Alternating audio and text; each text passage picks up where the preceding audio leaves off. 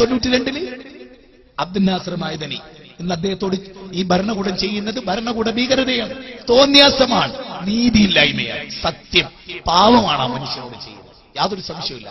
പക്ഷേ അബ്ദുൽ നാസർ മഅദനി ISS രൂപീകരിച്ച് നടത്തിയ കാലഘട്ടത്തിലെ പ്രസംഗം ഇസ്ലാമിക വിരുദ്ധമാണ്. അതിന് ഏറ്റവും ശക്തമായി എതിർത്ത ആളാണ് ഞങ്ങൾ. മഅദനി ജയിൽ മോചിതനായപ്പോ ഞാൻ അദ്ദേഹത്തെ ചെന്ന് കണ്ടു, ഞാൻ അദ്ദേഹത്തെ കെട്ടിപ്പിടിച്ചു. ഞാൻ അദ്ദേഹത്തോട് പറഞ്ഞു, ഇനിയെങ്കിലും നിങ്ങളൊരു പാഠം ഉൾക്കൊള്ളണം. കയ്യടിക്കാനും തക്ബീർ ചെല്ലാനും നിങ്ങളെ വാഴ്ത്താനും ആളുകളുണ്ടാവും. അവരാരും നിങ്ങളുടെ കൂടെ ഉണ്ടായിട്ടില്ല. നിങ്ങളുടെ ഭാര്യ വിധവയെപ്പോലെ ജീവിച്ചു, നിങ്ങളുടെ സലാഹുദ്ദീൻ അനാഥനെ പോലെ ജീവിച്ചു. ഇവിടെ പലരും നിങ്ങളെ കൊണ്ട് പലതും പറയിപ്പിച്ചു. നിങ്ങൾക്കതുണ്ടാകരുത്. നിങ്ങൾ തൗഹീദ് മനസ്സിലാക്കണം, സുന്നത്ത് മനസ്സിലാക്കണം, ഖുർആനും സുന്നത്തും തീവ്രവാദമില്ലെന്ന് മനസ്സിലാക്കണം. മതം സമാധാനത്തിന്, തീവ്രവാദം നാശത്തിന് എന്നൊരു കേസറ്റും കൊടുത്ത് കുറെ കേസറ്റുകൾ കൊടുത്തു. എന്നിട്ട് അദ്ദേഹം എറണാകുളം സാൽവേഷനിൽ എന്റെ ക്ഷണം സ്വീകരിച്ചു വന്നു. 41 വിദ്യാർത്ഥികളെ അദ്ദേഹം കൊണ്ടുവന്നു, അദ്ദേഹത്തിന്റെ അനുജനെ കൊണ്ടുവന്നു. എന്റെ ജീവിതത്തിൽ ഓർമ്മകളാണ്. ആ മഅദനിക്ക് വേണ്ടി ഞാൻ മിക്ക സമയവും പ്രാർത്ഥിക്കാറുണ്ട്, എല്ലാവരോടും പറയാറുണ്ട്. അദ്ദേഹത്തോട് നമ്മുടെ ഭരണകൂടം ഒരുപക്ഷെ ഇന്ത്യയിൽ മറ്റൊരു പൗരനോടും ചെയ്യാത്ത ക്രൂരത അദ്ദേഹത്തോട് ചെയ്തു കഴിഞ്ഞു. കണ്ണ് കാണാനാവാത്ത അവസ്ഥയിലേക്ക് അദ്ദേഹം മാറി. മൂക്കിൽ പഴുപ്പ് ബാധിച്ചു, അദ്ദേഹത്തിന്റെ കിഡ്നിക്ക് തകരാറ് വന്നു, കാലിൽ പഴുപ്പ് ബാധിച്ചു, ഒരുപാട് രോഗങ്ങൾക്ക് അദ്ദേഹം വിധേയമാണ്.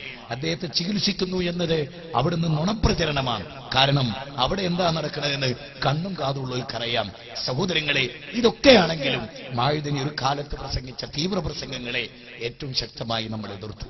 അതെ, അതുകൊണ്ട് തന്നെ ഞാൻ പറയുന്നത്, നമുക്ക് ആരോടും വിരോധവുമില്ല, വെറുപ്പമില്ല. നിങ്ങൾ വസ്തുതകൾ മനസ്സിലാക്കണം. ഇനിയും ഞങ്ങളിവിടെ പ്രസംഗിക്കും, നിങ്ങൾ കേൾക്കാൻ വരണം, നിങ്ങൾ അറിയണം, മനസ്സിലാക്കണം. ഇനി ഞങ്ങൾക്ക് തെറ്റുപറ്റിയോ എങ്കിൽ നിങ്ങൾ ഞങ്ങൾക്ക് തിരുത്തിത്താ. ഞങ്ങൾക്ക് നിങ്ങൾ തിരുത്തിത്ത. പെണ്ണിനെ പള്ളി തടഞ്ഞിട്ടുള്ളൂ, ആണിന് പള്ളി തടഞ്ഞിട്ടുണ്ടോ? അപ്പൊ മുജാഹിദുകൾ ഒരു പള്ളിയിൽ നിസ്കരിക്കാൻ കയറിയാൽ അവരെ ഇറക്കി വിടുക. പെണ്ണിനെ ഇറക്കി വിടാനേ നിങ്ങൾ വിശ്വസിക്കുള്ളൂ. ആണിനെ ഇറക്കി വിട്ടാലോ അങ്ങനെയൊക്കെയാണോ? ശരിക്കും എന്താ വേണ്ടത്? ഒരു യഥാർത്ഥ വിശ്വാസി എന്താ വേണ്ടത്? മുജാഹിദുകൾ അവിടെ വന്ന് നിസ്കരിക്കുമ്പോൾ അവർക്ക് സൗകര്യം ഏർപ്പെടുത്തി കൊടുത്തു. അപ്പൊ എന്നോട് പറഞ്ഞതാണ്, പന്നി ഇവിടെ കയറിയില്ലേ, ഇവിടെ വെള്ളമൊഴിക്കുക നമുക്കേ എന്ന്. ഒരു യാത്രയിൽ ഒരു സുന്നി പള്ളി കയറിയതാണ്, കയറിപ്പോയതാ. സത്യത്തിൽ കയറിച്ച് സുജൂദിന്റെ അടുത്ത് വന്നിട്ട് കുട്ടികൾ, പള്ളി ദർശിലെ കുട്ടികൾ വിളിക്ക, പന്നി ഇവിടെ നിസ്കരിച്ചോ, വെള്ളമൊഴിക്കട്ടെ നമുക്ക് എന്റെ തലയെ കൂടെ. നമ്മൾ നിസ്കരിച്ച് ഇറങ്ങിപ്പോന്ന്.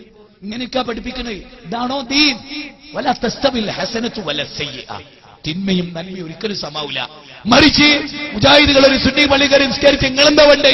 നിസ്കാരത്തിന് സൗകര്യം ചെയ്തു കൊടുത്തിട്ട് നിങ്ങൾ വിളിക്കുക, വരും മക്കളെ, വാക്കളെ നിങ്ങൾ എവിടുന്ന? മോന്റെ പേരെന്താ? ബഷീർ. എന്താടാ സുബൈർ? എടാ ജി കയ്യെട്ടിയതേ റസൂലിനെ പഠിപ്പിച്ച പോലെയല്ല, അത് ഇങ്ങനെയാ എന്ന് ഹദീസ് ഉദ്ധരിച്ച് പഠിപ്പിക്കേണ്ടവരങ്ങള്. കയ്യെട്ടിയവരെ പിടിച്ച് പുറത്തേക്കറിയല്ല. അതാണോ ദീൻ? അതാണോ റസൂൽ പഠിപ്പിച്ചത്?